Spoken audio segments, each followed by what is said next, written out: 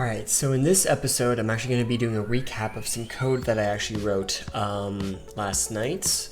I just really wanted to get in the zone, so I didn't actually record me doing it live, because sometimes it's difficult. I'm still getting used to enunciating and talking while coding. So last night I worked on the ability to look up a Scotch. And so the features of this is of being able to actually colloquially say a message to Scotchbot, and actually have it intelligently parse out that message, know that you want to look up a description of a specific Scotch, grab out that Scotch name, and then also look it up in the DB doing fuzzy matching on the name.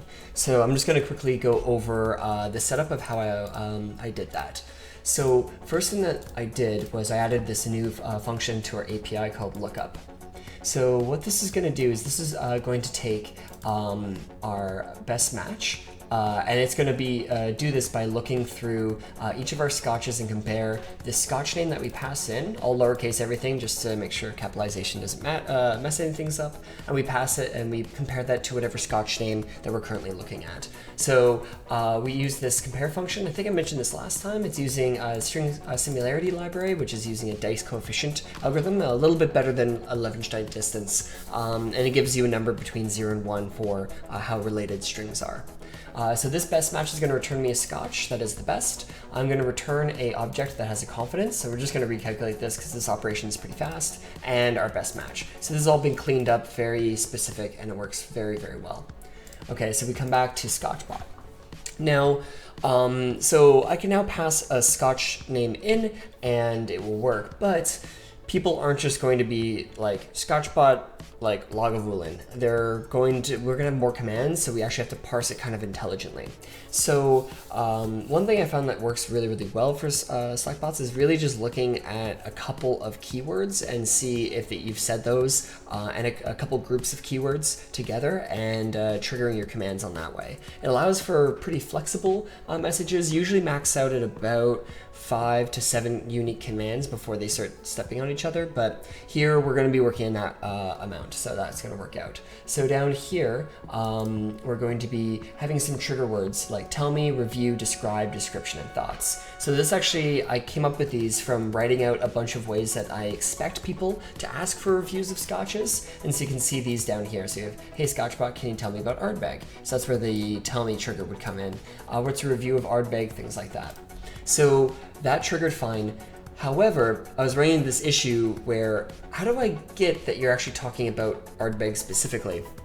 I could pass the whole string through, but I really wanted it to be able to pick up on if you misspelled Lagavulin, for example. And so it actually had to pull out the words that looked like Scotch names, and I actually thought on this for a while. This is why I kind of did the coding offline, and the solution I came up with is actually using this really cool library called Parts of a Sentence, or POS, and what this does is it actually comes up with these codes to identify each word within a sentence based on its grammar structure.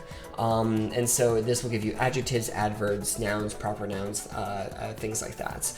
And so what I did was I wrote this little wrapper function here that you give it text, and it kind of does all the work. The API for this library is a little bit weird. You have to create new lexers and lex them and filter through. So the way that it works here is I take text, lowercase at all, just to get rid of anything to do with casing, and so now we get out our words. So this lexer here doesn't just do a split on spaces, it also takes away all of the commas that you might find, periods, new lines, things like that. Next, we're going to filter out words that we just don't want to care about and include. And so here I'm just I'm going through these words, and I'm filtering out anything that Scotchbot or review anymore. Now I'll get to why I filter it review in just a second.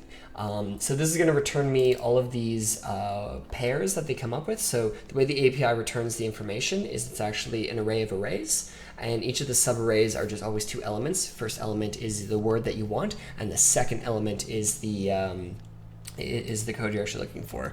You know what? I should actually just pull up the API for this, because then you can actually see this very easily.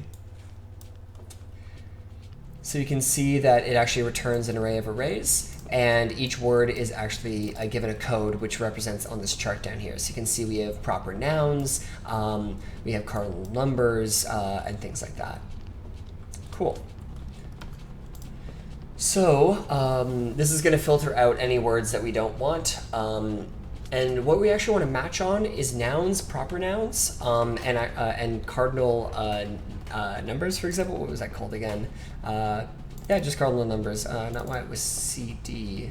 Interesting. Anyways, that's to get our 10-year from our Scotch DB. So that's like this guy right here, our Abelor 18-year. So that's going to pull out that part. So we're looking for nouns, proper nouns, and our cardinal numbers. Problem is, review is a noun, so even though we're matching to it, I found that my matching coefficients weren't being as good because I had those nouns getting in there. So I found just removing that helped out here.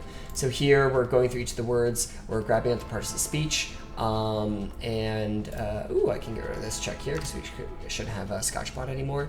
And if the part of speech is on this list, then we're going to add this to our accumulator for our reducer. And then at the end of it, we're just going to bring this all together.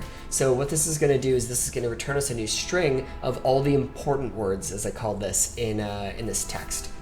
So nice and quick and easy. Probably going to use this for a bunch of other functions. Pulls out all of the nouns, proper nouns, cardinals from a phrase, pass it in some overrides. I might actually make this into a parameter, for like filtered words. Yeah, we can do that right there. Yeah, filtered words. So we might actually put that as a parameter, and then I can pass in Scotchbot and review here. And then if we use this in other places, we can filter out different ones. Anyways, so back down to our lookup. So we're just taking our text, grading the important words out, using our lookup function from the Scotch API, and this will turn us back a Scotch and a confidence. And then what we're going to do is pass those two values into our formatter. So we're going to look at that. A nice little handy thing I did was I made a little function here for sending a message as Scotchbot right now. So it's in the message, it's in the channel, whatever you sent, Scotchbot, wine glass, just a little send function. So I can just reuse this over and over again. It's nice and clean. So this really shrinked up the code a fair bit. So let's check out the formatter real quick. So I've changed a few things here. What I did was I made the description a little bit more agnostic, and I'm going to have other formatters use the description, as you can see. So in the lookup function, I'm actually using the confidence to say different preamble phrases depending on how sure you were. So I just picked a cutoff of 75% confidence, and it's going to use either the sure text or the unsure text. And then, yeah, it just passes the Scotch to our regular formatter for the description down here. So, yeah, let's actually see this guy in action.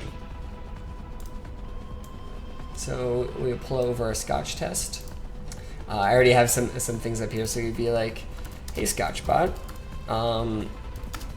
tell me what you think about Ardbeg. And I definitely was not running the server.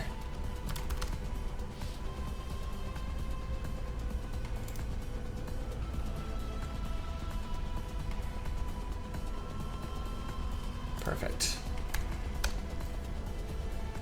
Perfect. My fine taste, Ardbeg 10-year, it's a beautiful single malt Scotch. So let's try that again, but let's misspell this slightly.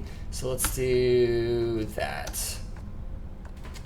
Cool. Might have this wrong, but did you mean Ardbeg 10-year? So the accuracy didn't really hit that well, so it goes into the unsure. So this feels really good, actually. I tested it with a bunch of other things. You can see that I really misspelled Lagavulin there, and then I added a bunch of other junk to it. And this is hitting actually really, really well. I'm pretty happy with how this has turned out.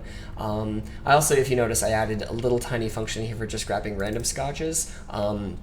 That was really easy to write as well. Just in here, recommend, heart, random. I'm going to replace this recommend here with that's the feature of their next episode. And here we're just grabbing a sample out of the entire list. Yeah, so I took a little bit of thinking. I looked at a bunch of libraries and different things, but I found the parts of speech method to be the best. And now, actually, with a very small amount of code, we can effectively fuzzy search these scotches. Okay, so next episode we're going to actually write in kind of more of a recommendation engine. I have some really cool ideas for that, so we're going to hopefully live code the next episode because I've thought it through a little bit more.